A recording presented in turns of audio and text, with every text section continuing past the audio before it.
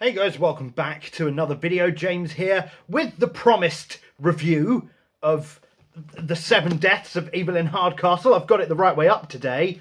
This is a book by Stuart Turton. He is a debut novelist. He's done otherwise nothing else of note other than, let's look in his about the author. I always find those interesting. Oh, a note on the type. There's a note on the typeface in this book. Sorry we're getting preamble, but I like a bit of preamble. So, right, Stuart Turton. He's the winner of the Brighton and Hove Short Story Prize and was longlisted for the BBC Radio 4. Actually, Radio 4. Not even BBC 4, the telly channel. Opening Lines competition. He didn't win that, which is not a surprise, actually, and we'll get into why that is right now. So let's start off with a brief summary. The Seven Deaths of Evelyn Hardcastle, or Evelyn Hardcastle, however you want to pronounce it, is a book that is inspired by the cosy murder mysteries of old. That is the ones featuring old people, primarily. You got your Miss Marples, you got your Poirots, basically anything written by Agatha Christie would fall into this category. I'm not sure of any other cosy mystery writers because it's not a genre that I'm familiar with, really. But it is sort of like the father of crime fiction, so we'll let it off for not knowing about it.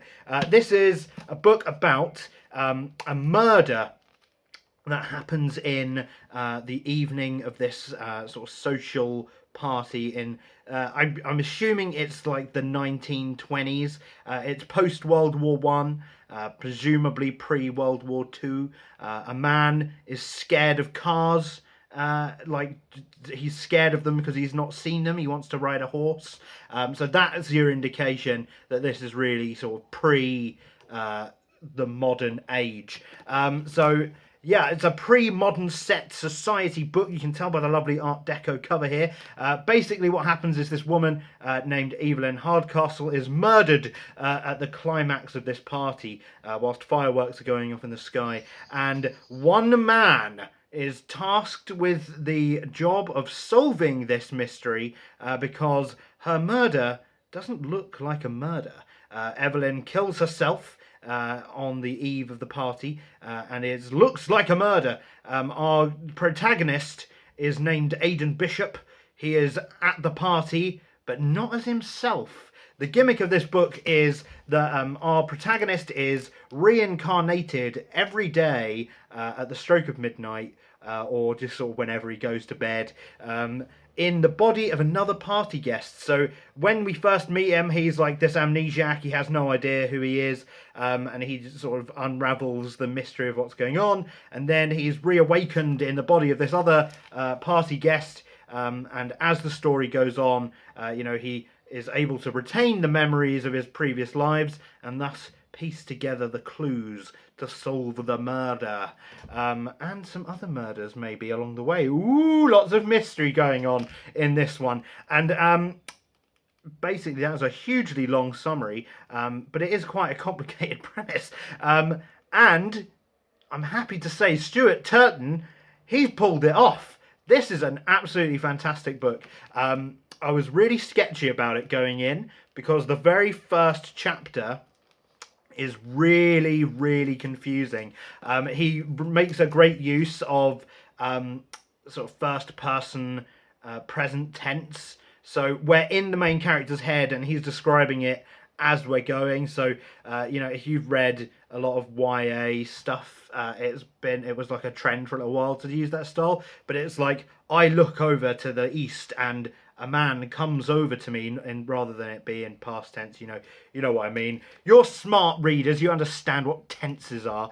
So yeah, basically he uses that as a technique to really put us in the character's head, which is perfect for this premise because a lot of the sort of conflict with Aidan as a character comes with his personality, like his main personality, wrangling with the personalities of the guests that he's put into the head of, and as we are put into his head as well. It's kind of like we've got a sort of multi-layer thing going on, quite Inception-esque.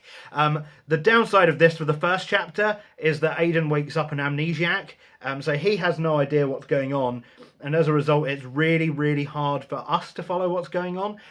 To Stuart Turton's credit, we do learn a lot of things going forward, and he delivers these revelations really well. He paces them out really well. And once you start getting a grip of the rules of the game that is being played here,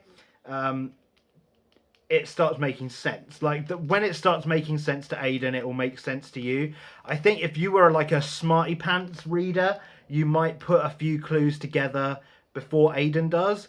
I wasn't able to do it. I was stuck on the mystery the whole time. But what's great about this is you don't have that moment where the hero just has a "oh, eureka," and then like you don't know what he's noticed or whatever. You get the pieces of the puzzle as he gets them. You get to sort of experience his thought process, so you're not left behind. It's not, you don't feel cheated that you would never have solved the mystery. There were elements of it that I figured out. There were some elements of it that I guessed and was wrong on, and there were just some that I would never have seen coming because I don't pay attention that well. But you know, I get a really satisfying end result when I read a really good mystery book like this. Like when the answer is revealed, like you have that warp back moment of like replaying all of the like things in your head that you should have seen but you didn't because you weren't smart enough. The writing style in this, other than the use of first person present tense, not really anything worth noting. I think it didn't focus it. One thing I was really grateful for, which is something you got a lot in old Gothic literature, is like you used to get loads of like these descriptions, these overwrought descriptions of manor houses and dresses and shit. We don't get that here. It's very sort of utilitarian. It's utilitarian prose, but it's not like Spartan. You do get some descriptions there. You do get the flavour of everything, but you're not. You know, you're not left thinking like, can you just shut up about the rhododendrons or whatever. So that was fine. You know, worth not like, it wasn't distracting, but it wasn't like a huge revelation. He's not going to be the next fucking Oscar Wilde. Who the fuck's Oliver Wilde? Comment down below if you know who Oliver Wilde is.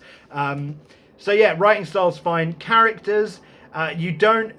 This is one of the great things about this book, is the way the characters are presented to you. Because at the start, you know nothing about the characters. Like, they're all these weird, enigmatic, almost like cliche, stock, mystery dinner party characters.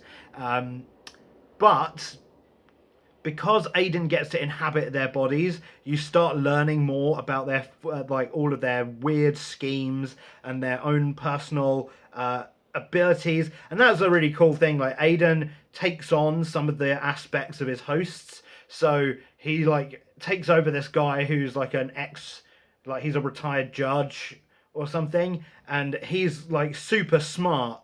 Like, he's very perceptive of people. He's incredibly intelligent. But he's a big super fat man, so Aidan can't run around. Like, he could probably solve the crime day 2 if he was able to have that mind and a body that was worth shit. But this body was crap, so he just sort of had to like make alliances and use different things to his advantage. And that's such a really cool premise. And Stuart Turton does this great. He has this great layering to the story where, you know, you start figuring out Aidan's plan as he uses his knowledge of the past to influence the actions that he'll need for those days in his future bodies.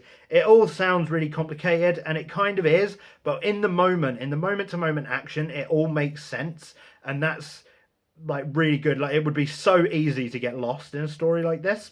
but you don't. And a lot of the characters, while starting as cliche, do get a lot bit of depth to them.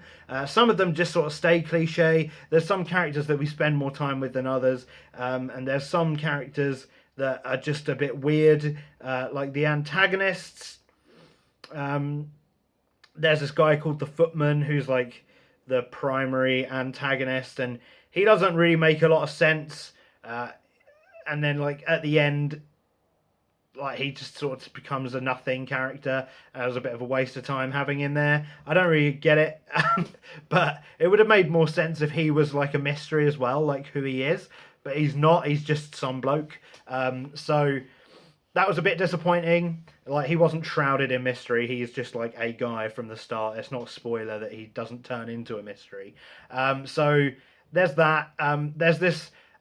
There's a lot of hinting to a wider world, and there's like elements of that are left unanswered, which is okay, which is fine. I think if he ever did a sequel to this and expanded on it, I think it would be a mistake, because even though you kind of want to know more about this weird society outside of the party, because like the party is stuck in a time loop, so Aidan has 8 days and then it starts again with him being an amnesiac.